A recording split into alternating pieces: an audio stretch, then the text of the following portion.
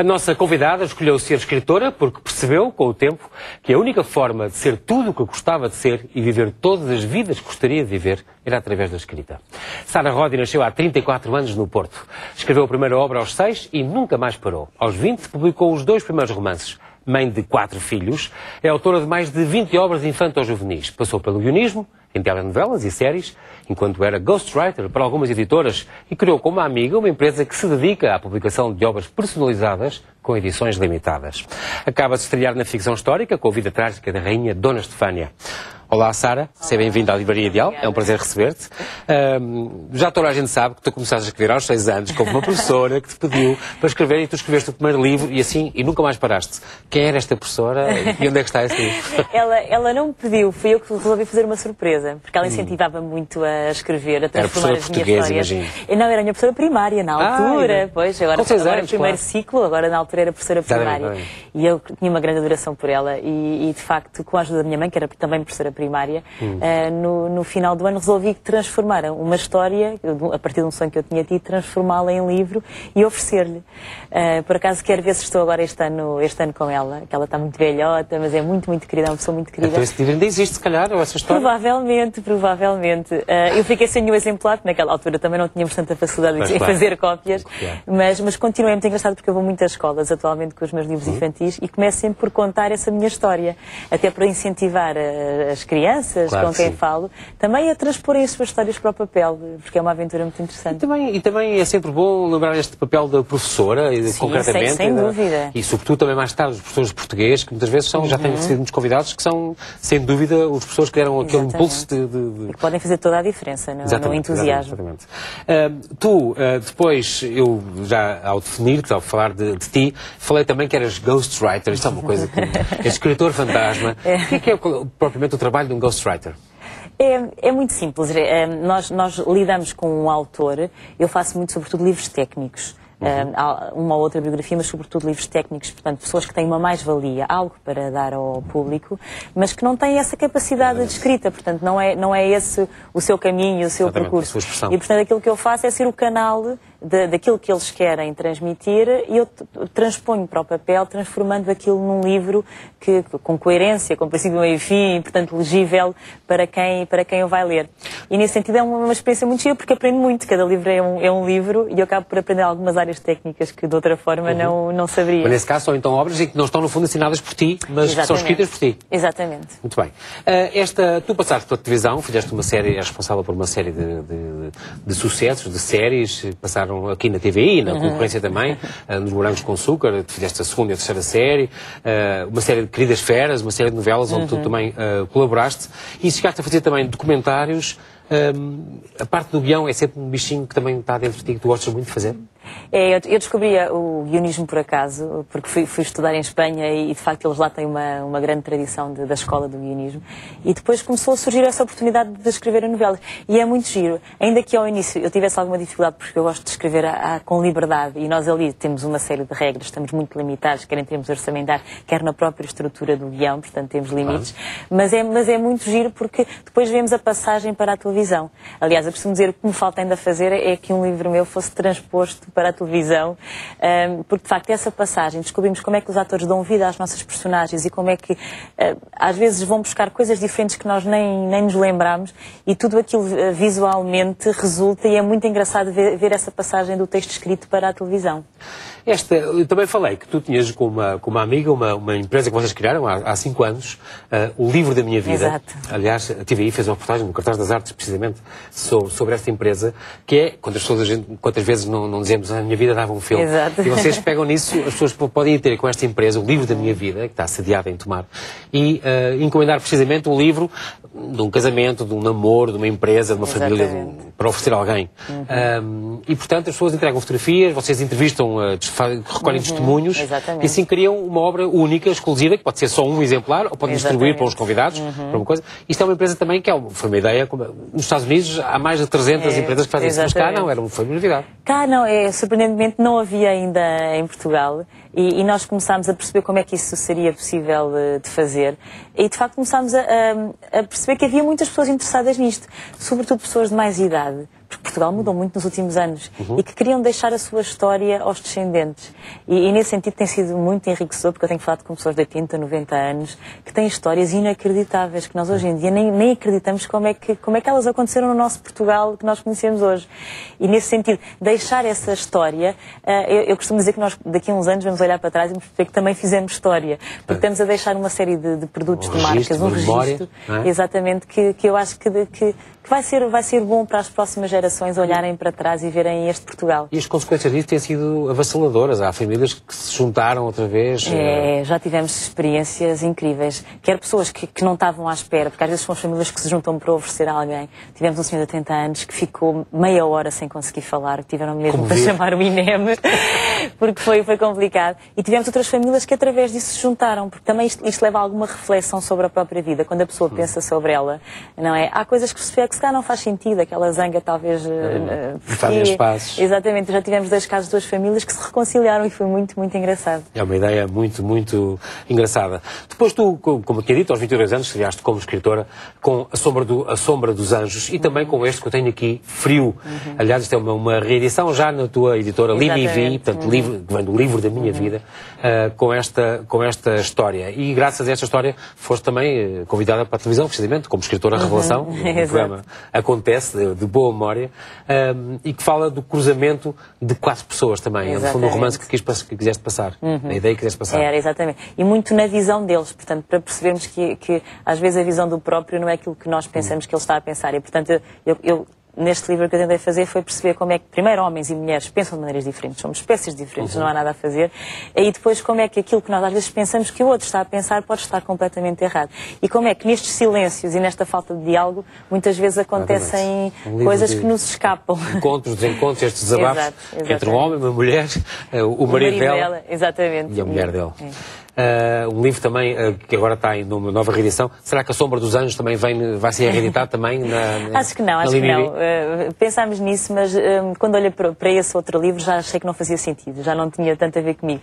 Este achei que era uma história de facto que se mantinha atual e que as pessoas me pediam, aquelas pessoas que na altura, há 11 anos que tinham conhecido o livro, que também tinham ficado sem nenhum exemplar e que me pediam para voltar a lê-lo. E portanto neste caso achei que fazia sentido. Depois, lançaste se calhar também porque, mas já antes de seres mãe, agora tens 4 filhos pequeninos, tu em escadinha, 8, 6 e 2 gêmeos de 3. Exatamente. Muito pequeninos, e lançaste também na literatura infantil. Eu tenho aqui uma ideia muito boa que tu tiveste, que foi esta releitura, no fundo, dos nossos clássicos, através por exemplo, Os Milhaus, estamos aqui nos Maias, Padre António Vieira aqui com o Sermão dos Peixes aos Meninos, Alto da Barca do Castigo, e este Frei Livrinho de Sousa, também uma homenagem ao Almeida Garrett, e aqui ao Gil Vicente, obviamente, com este auto. É uma ideia também para pôr as crianças já a conhecer as obras dos clássicos que vão ter que estudar. Exatamente. A ideia foi mesmo essa. Foi eu e a Cristina Resina, que é a ilustradora. Exatamente. Nós adoramos os nossos clássicos e os nossos colegas, na altura que nós tínhamos que ir trabalhar na escola, muitas vezes não os liam. Penso que isso continua a acontecer hoje. Liam os resumos para fazer os testes. E nós pensamos, por que não começar já a dar alguma coisa destes clássicos a um público mais jovem que depois os desperte para mais tarde lerem estas obras. E o que acontece é que eu vou muitas escolas com estes livros e os miúdos já sabem perfeitamente, mas quem é que escreveu os Maios? Eles dizem, Essa de Queiroz, todos em cor. E portanto, há uma série de coisas, sabem o nome das personagens e portanto há uma série de coisas que nós mantemos nestes livros e que eles de facto já conhecem. Fica qualquer coisa. E todos dizem, não, nós depois vamos ler a outra obra, quando tivermos idade. E portanto, talvez daqui a uns anos nós possamos olhar para trás e avaliar se isto teve os seus frutos ou não. Mas por aquilo que nós vemos nas escolas, acho que já ficou lá qualquer coisinha. Uma aceitação boa. Também temos aqui esta coleção do Léo, o Menino do Circo, outra coleção que tu lançaste e que também tem alguns recomendados pelo Plano Nacional de Leitura. Exatamente, escolhi mesmo esses porque são os que estão recomendados pelo importante isso. E também este da Maria e Sebastião. São mais uns livros infantis que tu também escreveste sobre esta Maria, esta miúda que quando a mãe a deita e depois a cama depois levanta voo. A Maria é filha da ilustradora e o Sebastião é o meu filho. Como eles têm a mesma idade, resolvemos criar para lhes ensinar esta algumas cama que voa e que conta as histórias. Eu depois tenho aqui esta obra que já saiu ano passado, que é o portal, no fundo, este é o Portal do Tempo, é uma série, e é uma série que tem a ver com a TVI, porque vai nascer uma série aqui. Esta série de livros que arranca com esta Irmandade Secreta. Isto é uma história juvenil que tu queres, com ela, agarrar também os jovens leitores. Exatamente. Eu acho que, como os meus filhos estão a crescer, eu também senti alguma necessidade de começar agora a escrever algo mais, talvez menos infantil e um pouco mais juvenil. E com a Vera Sacramento, que é a coautora deste livro, de facto foi desenhada esta coleção que temos a felicidade de a ir ver transposta agora em série. Agora talvez muito em breve. E portanto nós estamos neste momento a escrever o 4º volume, os outros 2 vão sair agora em breve e também é uma coleção A Feitiçaria dos Corvos Negros, é já o próximo. Exatamente, já podemos desvendar um bocadinho. E portanto, a situação está a ser muito engraçada, porque de facto os jovens hoje em dia já percebem perfeitamente o que é as passagens no tempo e os portais, portanto, são todo o universo, mesmo a própria magia, todo o universo que eles, muito provavelmente também é fruto do Harry Potter e dessas coleções que têm surgido entretanto, eles estão muito voltados para isso, percebem tudo e dão-nos até ideias às vezes que nós até achamos que são um pouco demais para aquilo que é o entendimento deles. Mas convém de facto... dizer que à partida, que isto é esta história, é a história deste rapaz, este Jaime, que tem esta irmã, a Laura, e tem este amigo, esse maior amigo, o Daniel, e este Jaime herdou um relógio do avô, não é? Que faz viajar no tempo. Exatamente. Portanto, eles vão evitar catástrofes e vão se envolver no futuro em várias aventuras e estamos ansiosos à espera disto. És tu que vais fazer a adaptação, estás a fazer a adaptação a guião? Não, por acaso não. Tenho acompanhado, mas estão outros colegas meus guionistas e a Vera Sacramento a coordenar, que é a coautora do livro. Contigo. Exatamente. Muito bem. Depois, e finalmente temos agora aqui esta vida trágica, este trágico amor desta rainha, Dona Estefânia, que foi realmente uma pequena paixão para ti, vês que escreveste isto com paixão, porque é uma vida também apaixonante. É uma vida muito curta e muito apaixonante. Como é que descobriste e porquê a Dona Estefânia? Foi também um pouco um desafio da editora. Eu não estava à partida voltada para um romance histórico, apesar de eu gostar muito de história, mas tinha aquela noção que talvez não soubesse o suficiente para embarcar numa aventura destas. Mas a Esteira dos Livros desafiou-me, foi um desafio irrecusável, porque a Dona Estefânia, agora no dia 13 de julho, faz agora também 175 anos do nascimento dela. E, portanto, e sendo ainda por cima o hospital agora estando também no centro de alguma polémica, achámos que seria importante falar sobre esta mulher, para as pessoas perceberem quem é esta mulher e o que é que ela nos deixou. E foi uma figura que, pronto, eu sabia alguma coisa sobre ela, mas não, obviamente, aquilo que depois acabei por descobrir. Mas quanto mais ia descobrindo, mais percebia como esta mulher era fascinante. De facto, a sua maneira de ver o mundo, a sua capacidade, apesar de ser muito nova, a sua capacidade de reflexão, a sua forma de entender o casamento, o que era uma rainha ao lado de um rei, como Dom Pedro V. E depois este amor, que foi, de facto, o encontro entre duas almas gêmeas, que o destino juntou, pronto, também muito fruto da visão dos reis de Inglaterra, da rainha Vitória e do príncipe Alberto, que perceberam que estes dois seres, que eram um pouco à parte, que tinham uma visão muito própria, que poderiam funcionar os dois juntos. E foi isso que aconteceu quando eles se reencontraram. A maneira de pensar, a maneira de ver a vida era tão idêntica que, de facto, foi um amor lindo, mas que infelizmente durou apenas 14 meses. 14 meses, aliás, 14 meses. Um pouco mais de um ano. O que é que na vida que tu investigaste, aliás, as cartas dela foram publicadas em 1922, há 90 anos, e ela escreveu muito. O que é que, e realmente falaste na Rainha Vitória, foi ela que aconselhou o Dom Pedro V a casar com ela. O que é que te moveu, o que é que mais te surpreendeu quando tu investigaste a fundo a vida desta rainha? Qual foi assim a grande revelação para ti? Em primeiro lugar, houve dois momentos, aliás, que eu depois acabei por usá-los no livro, dois momentos que para mim foram marcantes, que foi o primeiro desembarque. Todos os sinais de tragédia que aconteceram no desembarque. Aliás, o livro começa exatamente com isso. Porque houve uma série de acontecimentos. Primeiro, uns ventos fortes que eles apanharam. Ficou retido na Corunha.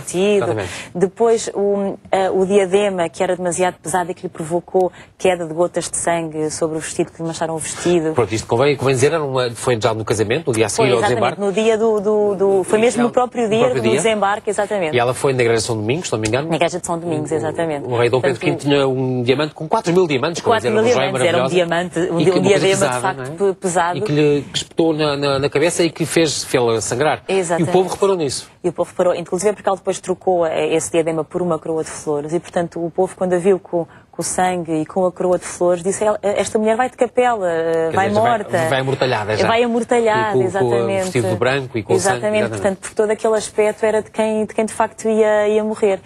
E, portanto, esse momento, todo o dia desse desembarque achei lindíssimo e surpreendente, porque ela depois olha para ele também dessa forma trágica e pensando também que talvez aí houvesse alguns indícios da tragédia que viria a suceder. E depois a capacidade que ela tem de, no leito de morte, olhar para a sua vida e de facto é ela que dá força a toda a gente que está à volta dela. Portanto, isto de facto aconteceu e eu acabei por aproveitar isso no livro. Foi ela que, portanto, as pessoas foram visitá-la e foi ela que deu força a cada uma das pessoas que estavam a despedir-la, inclusive ao Dom Pedro V. Pronto, que nunca se refez da morte dela. Nunca, ele acabou por morrer 2 anos depois. Exatamente, de doença, entrou em depressão, também de amor. Entrou em depressão completamente, ele próprio diz, e de facto, a escrever cartas a dizer isso ao amigo, ao maior amigo Conde de Lavradio, a dizer, minha alma desapareceu a minha imagem, desapareceu a minha alma gêmea, não tem, a vida não tem sentido. Dava-lhe um complemento porque ele já era uma pessoa triste de natureza, já uma pessoa com... Fúnebre, como chama a Maria Filomena Mónica, aliás, Filomena Mónica, que escreveu uma biografia dele e que apresentou o teu livro também. O meu livro, exato. E que acha que depois foste muito branda, se calhar, com ela? Talvez, com o Dom Pedro V. Mas eu pus, portanto, todo este livro é descrito pelas palavras da Dona Estefânia. E eu acho que ela também, na morte, a forma como ela olha para cada uma das pessoas é também para as desculparem algumas coisas.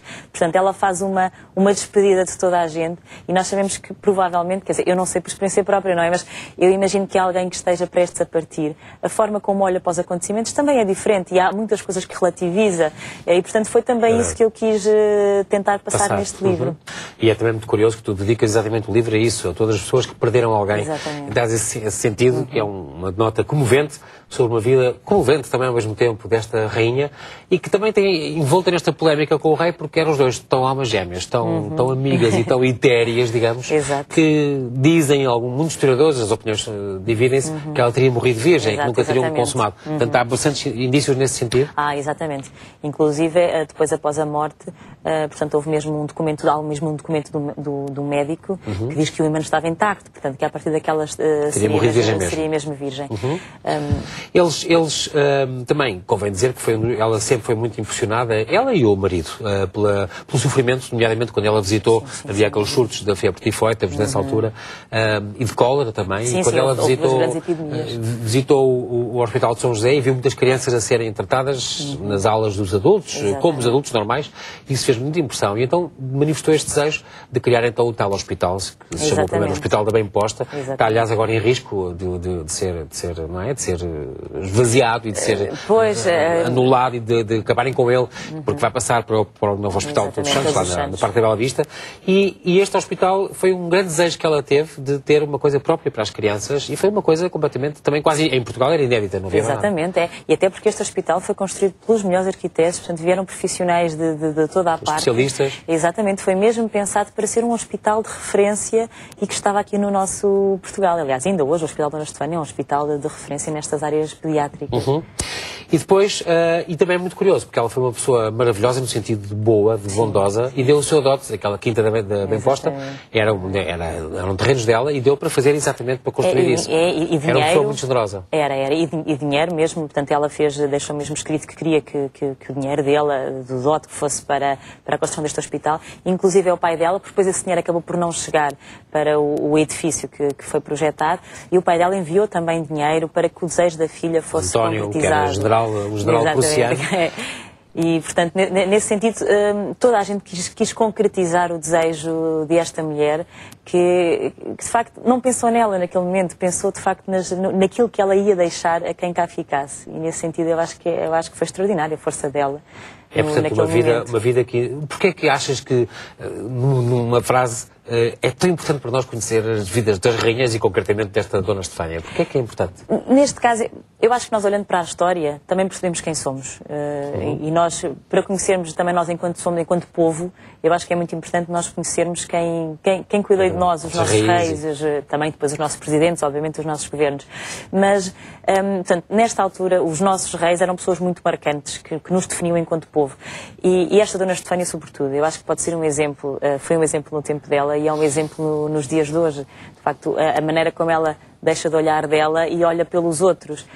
que hoje em dia eu acho que é fundamental, todos temos que fazer isso, por todas as circunstâncias em que vivemos. Sara, nós podemos esperar que gostaste das experiências? Podemos esperar que venham aí mais vezes? Gostei muito. Foi um desafio, porque tive que estudar bastante, não é? Foi algo diferente dos outros. Pronto, todos os trabalhos envolvem estudo, mas foi um estudo diferente. Mas sim, foi um desafio muito interessante e eu espero repeti-lo, assim me leiam e assim me deixem continuar. Esperemos que sim. E pronto, Sara, muito obrigado. Bem-ajas por ter vindo à livraria. Foi um prazer conversar contigo. Já sabe que para a semana este programa fica disponível online no site da TV24.